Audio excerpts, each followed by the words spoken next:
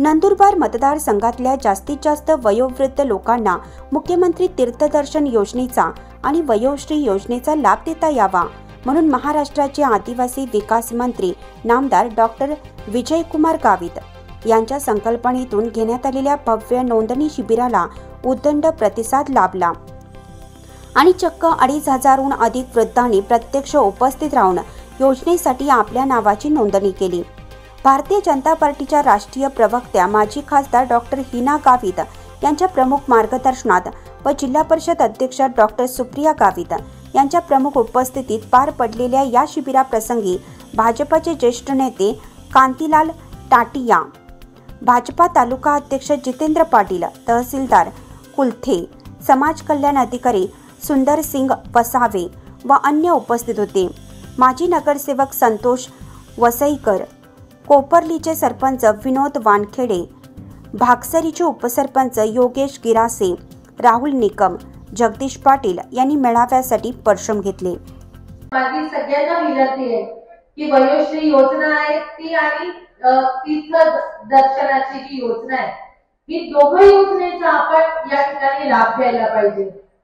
मी जेव्हा नवीनच सुरू केलेली योजना आहे, यापूर्वी ही योजना नव्हती, पण आताच राज्य सरकारने ज्येष्ठ नागरिकांसाठी देखील एक चांगली योजना तयार केली। आपल्याला माहिती आहे मागच्या काही दिवसांपूर्वी आताच राज्य सरकारने लाडकी बहीण योजना ही आमच्या सर्व भगिनींसाठी सुरू केलेली आहे। खूप छान अशी योजना आहे। लाडकी बहीण योजना सुरू केल्यानंतर लाडका भाऊ योजना ही व्हावी अशी सगळ्या नागरिकांमधून मागणी होत होती आणि मग लाडका भाऊ योजना देखील सुरू झाली। मग आता ज्येष्ठ नागरिकांना का सोडायचं, ज्येष्ठ नागरिकांसाठी देखील एक चांगली योजना झाली पाहिजे असा राज्य सरकारने निर्णय घेतला आणि खूप चांगली ही योजना आज राज्य सरकारने सुरू केलेली आहे। खरं म्हणजे एक नाही तर 2 योजना ज्येष्ठ नागरिकांसाठी या ठिकाणी राज्य सरकारने सुरू केली। एक आहे मुख्यमंत्री वयोश्री योजना। केंद्र सरकारने मागच्या काळामध्ये राष्ट्रीय वयोश्री योजना, केंद्र सरकारची एक वयोश्री नावाची योजना ऑलरेडी केंद्र सरकारने सुरू केली होती, परंतु त्या योजनेमध्ये फक्त वस्तू जे आहे म्हणजे एक साधारण 60 वर्षाच्या पुढील जे वयोवृद्ध असतात त्यांना लागणाऱ्या जे काही अप्लायन्सेस असतील, जे काही वस्तू असतील, या वस्तू त्यांना देण्यासाठीची ही भारत सरकारची वयोश्री योजना होती।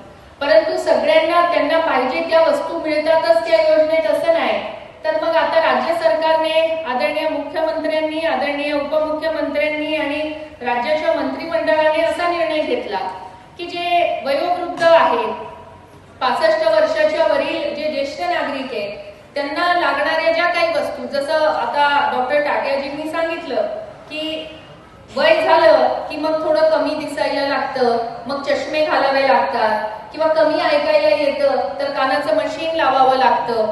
वय जसं जसं वाढत जातं तसं तसं दात हळूहळू पडायला लागतात आणि मग आर्टिफिशियल दात बसवावे लागतात, नाहीतर जेवण करताना खूप त्रास होतो।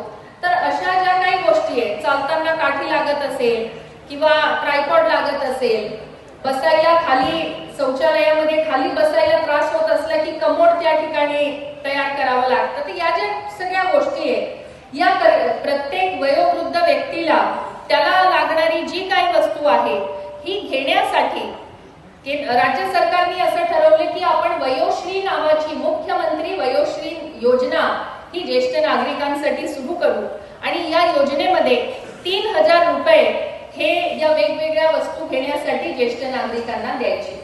आता मगाशी